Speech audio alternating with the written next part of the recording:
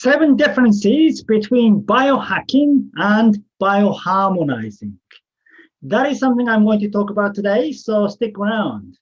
Hi, my name is Sachiaki Takamiya. I am the author of the Ikigai Diet and the founder of this diet. Okay, so in the last video, I talked about the differences between biohacking and bioharmonizing, but I actually did it without a script. So today I prepared a script. So I'm a little more organized than the last time. Okay, so I think there are 7 differences between the two. Now, when I say bioharmonizing, I'm talking about the Ikigai diet style bioharmonizing, because there's no one specific bioharmonizing. I think there's different people talking about bioharmonizing in their own terms. So today I will share with you what the Ikigai diet thinks of bioharmonizing and how it is different from commonly known biohacking, right? Okay, so the first element is the balance of ancient wisdom and modern science. Now, I think biohacking is very much tech-based or tech-oriented, if you like. I mean, it is probably including the ancient wisdom as well, such as Eastern medicine, the concept of the Eastern medicine and natural medicine, and there are a lot of elements are included in the study of health recently. A lot of scientific discoveries are kind of from the things that Oriental medicine were talking about already. Yeah, so those two are kind of merging now. So I'm not saying that these are separate. However, still, biohacking seems to me anyway, focusing on more modern science or the biotechnology side. Yes, while bioharmonizing is bioharmonizing values the balance between the two. So we value the essence of ancient wisdom as much as the recent scientific discoveries. Yeah, because I told you the Ikigai diet is based on the lifestyle of Shizenha people, and Shizenha people value the balance between the two. They are very much influenced by the traditional Japanese natural health philosophy, which are influenced by ancient Chinese philosophy, such as Taoism, right? And the second element is collaborating with gut microbiota.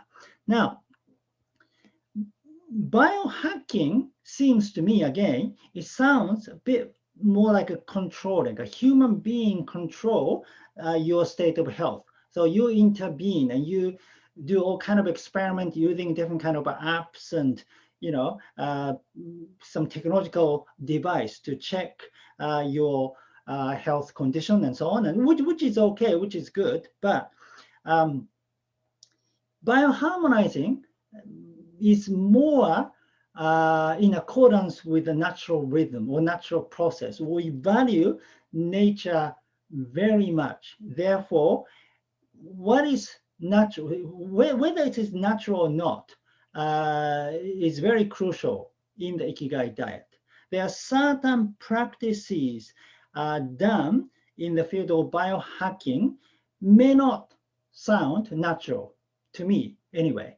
I told you, for example, taking supplements is one way. I'm not gonna go deep into the supplement because it's gonna take a long time. I'm gonna maybe do another video on supplements. But using any kind of microchips or apps, supplements, kind of artificial things, and it's not as natural as what I think. Yeah. While bioharmonizing values the natural process very much, and instead of controlling, we collaborate with other natural elements, such as gut microbiota. Yeah. And the third element is similar, but this time collaborating with the soil, or the collaborating with microorganism in the soil.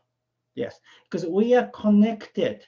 Yeah, our body is very much influenced by the soil we live in, which means our local environment. Yeah, we have a word called Shindo Fuji, which is introduced in the Ikigai Diet.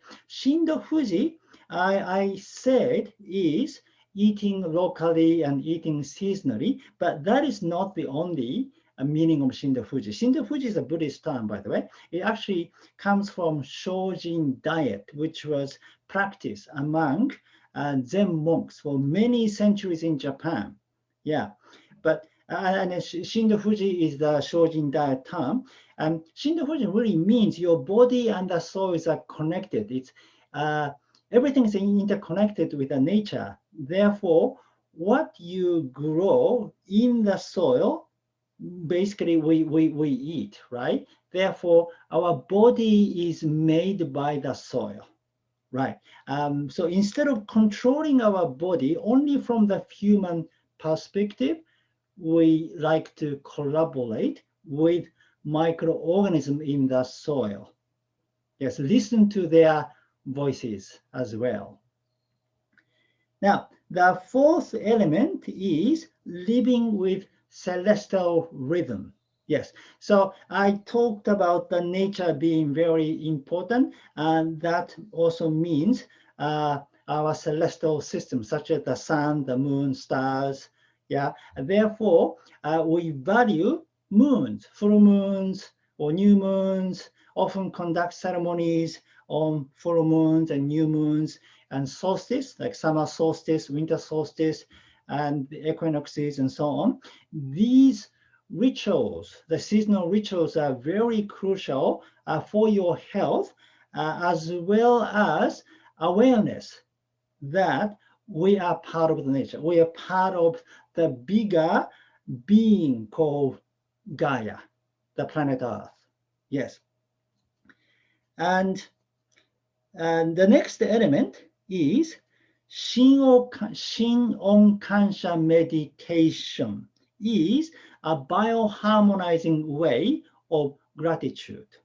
I know some biohackers practice gratitude, which is to be, okay, to discover what you feel grateful for, yeah, in everyday life, yeah, to just think of something you feel happy about every day, to make your custom, and therefore that will condition you to think positive.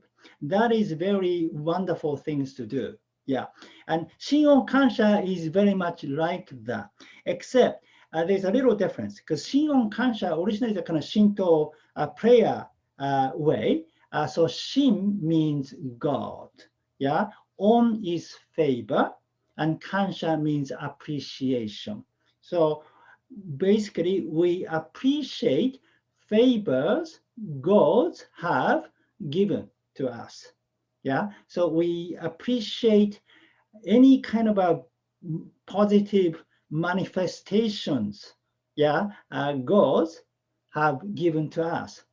Yeah, for example, I'm very happy that I live in the countryside. I can go Nordic walking every morning, and I have a great family, and all those things I appreciate it every day. So that's what I call Shin-on Kansha. Now, so what is the difference between the gratitude and Shin-on Kansha? The difference is we kind of surrender ourselves to gods, because gods are okay. Well, in the gratitude, maybe you don't really care about gods.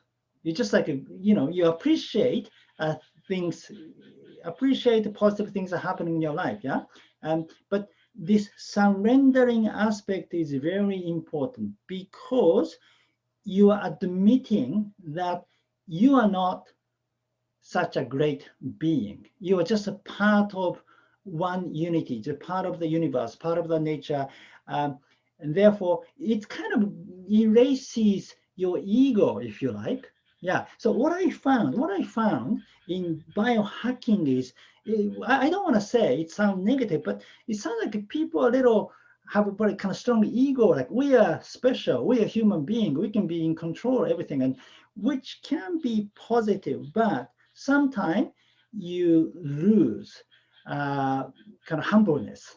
Yeah, by doing that. So to be humble is very important. To kind of surrender yourself to like a bigger aspect of the universe without being controlled. So be independent, but you don't need to fight against anything. You can collaborate with natural kingdom to be independent, to help every being happy.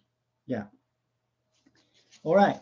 And the seventh, no, not the seventh, the sixth element is your goal isn't how long you live, but fulfilling your ikigai. I think I did talk about it in the last video too.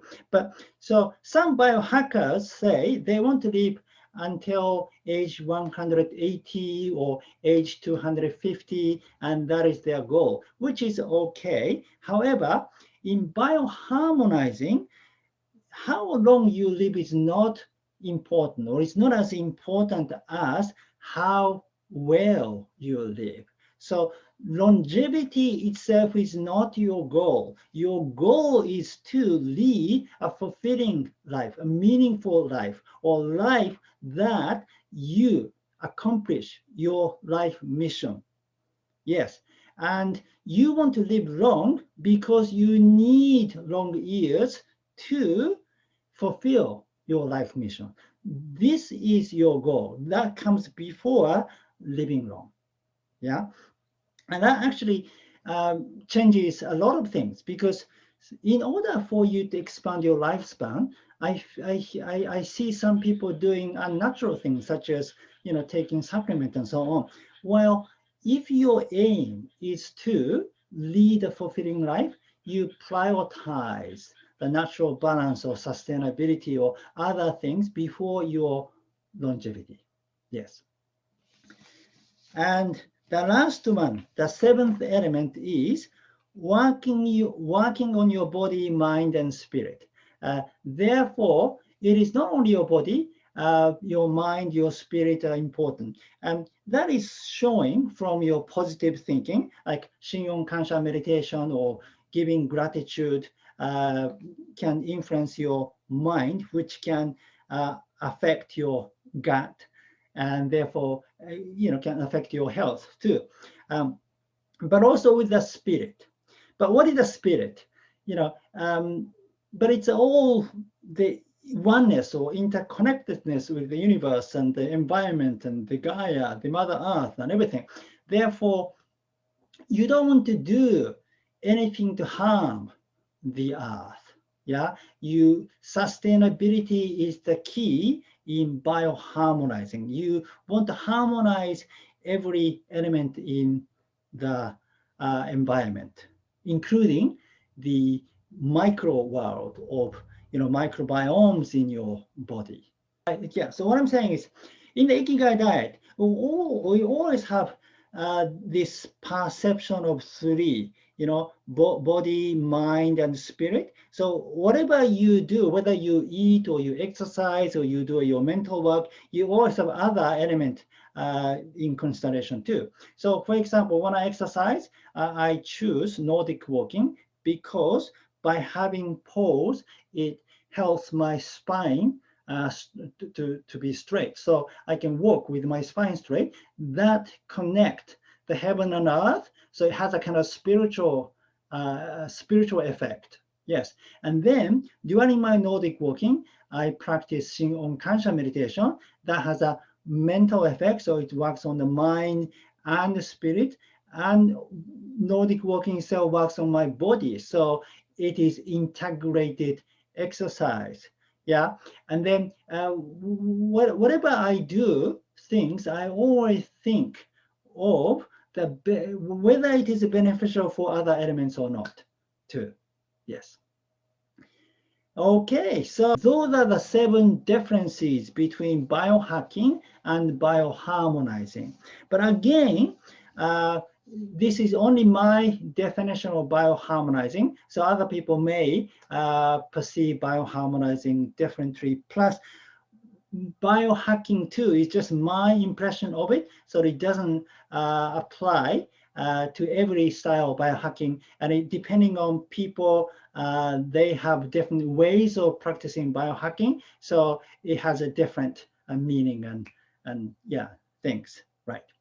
Okay, so thank you for watching today. Again, my name is Sachiaki Takamiya. I am the author of the Ikigai Diet.